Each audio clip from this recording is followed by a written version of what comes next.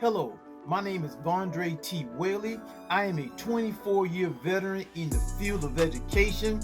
I currently serve as a high school principal and I love my job. I am also the lead admin coach at futureadministrators.com, where our goal is to get you a real interview for your next opportunity as an educational administrator.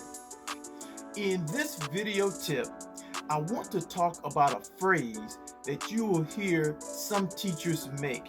And in some cases, you hear counselors say the same thing. You'll hear this phrase, I'm stuck in the classroom. Or you may hear a counselor say, I'm stuck in this counseling office. Now, I want you to think about this for a moment. Is that a positive statement or is it a negative statement? Now let's talk about the word stuck for a moment. The word stuck means I can't get out of. The word stuck is often perceived as I don't enjoy my current space. Now this is serious because if you're in the business of educating young people, you should love what you're doing, especially as a teacher, because the teacher is the most important variable in the classroom. And to say phrases like I'm stuck in the classroom is negative. And remember, it's all about mindset. So if you're saying this phrase on a regular basis, then what happens is it translates into actions.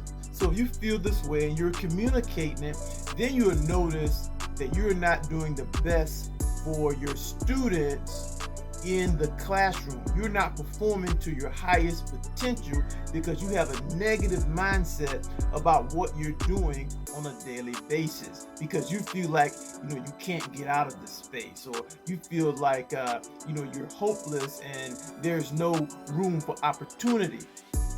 You have to change your mindset, because remember, if you're saying these things, you're sharing these comments with people, decision makers are taking notice. And the thing you don't want to happen is for decision makers, especially in your building, to say things like, this person, they don't enjoy teaching. This person, they're not doing their best. It's almost as if they're just working to get a paycheck. You don't want a decision maker to feel like, you're not buying into the vision. You don't want a decision maker to feel like they don't even like kids. Because if you have decision makers, especially in your building, that have this perception of you, you won't advance in the field of education.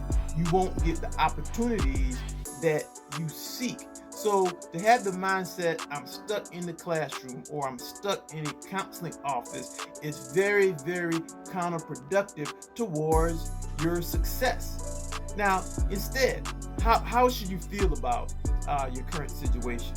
You should feel like, hey, I'm inspiring kids in our classroom until I get a greater opportunity to serve students on a greater level. I'll be able to impact more students. I'm happy where I am. I love, working with young people. I love molding and helping them on a pathway to success. Now, if you want to change, you have to ask yourself, how do people get hired? How do people get hired in jobs in administration? When you answer that question, then you have to understand and set up strategies to put yourself in that position. Now, a lot of this involves, building relationships with key people. See, it's more than, just being a great classroom teacher. It's more than just being an amazing counselor. You have to set yourself up for success, which means you have to be willing to get out of your comfort zone and build the appropriate relationships with decision makers. And that's really the difference between someone who gets an opportunity and someone who doesn't get an opportunity.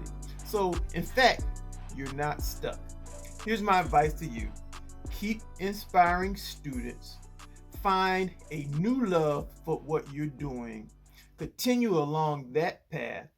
Build the right relationships with the right people and watch how you get your next opportunity. But you have to be ready.